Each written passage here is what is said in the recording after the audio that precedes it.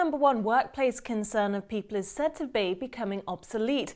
Joining me down the line to discuss is Barbara Mistick, one of the authors of Stretch, How to Future-Proof Yourself for Tomorrow's Workplace. Barbara, first off, what's the likely scenarios where people actually might become obsolete? The World Economic Forum last month said that about 5 million jobs are expected to be disrupted in the next 5 years. Oxford said that 1 out of 2 jobs are going to go away in the future. What we know is the kind of work that is available in the workplace today is really being disrupted. Well, what sort of mega trends are we looking at that will affect future workforce? Industries changing over time. For example, the oil industry today is under a tremendous amount of disruption. Financial services that are robo-automated are really on the upswing. The industry has gone from about $2 billion a year in 2013 to $50 billion a year today. So what we're seeing is lots of opportunity in the workplace, but we're seeing that jobs that can be automated are being automated, and so they're shifting away. So to make sure that you don't become obsolete, is it a case of constantly updating skills? It is a case of just constantly taking a look at where you are, assessing where you are,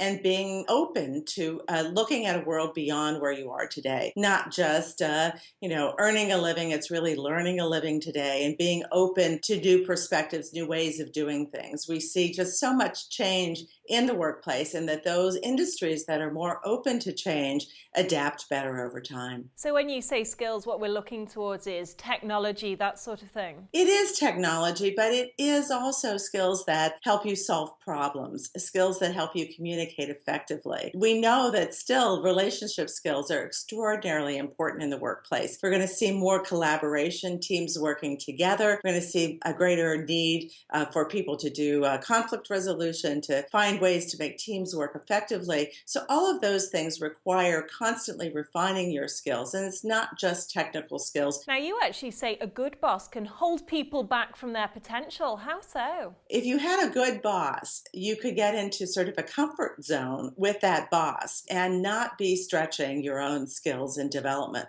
So one of the things that we advocate for is for people to be greedy about experiences. And if you have a good boss who is really stretching your capabilities, they're finding new ways for you to do different things each year. What some people told us is they felt like they were doing the same job year after year. So they had 5 years of experience, but it was 5 years of experience doing the same thing. So what we saw was that a good boss, while they can have a collegial relationship, if they're not really looking at the future, they're not being a career maker. And what can be learned from a bad boss? Well, there's a lot that can be learned from a bad boss.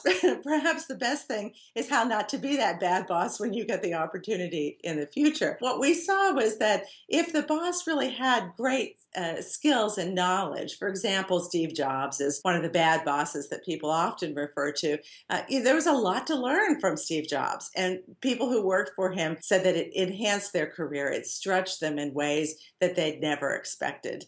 But on the other hand, if you're in a situation that is just really depleting your energy, it is important to sort of recognize that and take care of yourself along the way. Well, finally, it is important for managers to create a development culture in their organization. How's the best way for them to go about this? Be deliberate. If you're going to create a culture that really values development, it has to be intentional. So you need to find ways to encourage people to get new experiences, to step outside of their comfort zone, to look for ways, development opportunities day by day.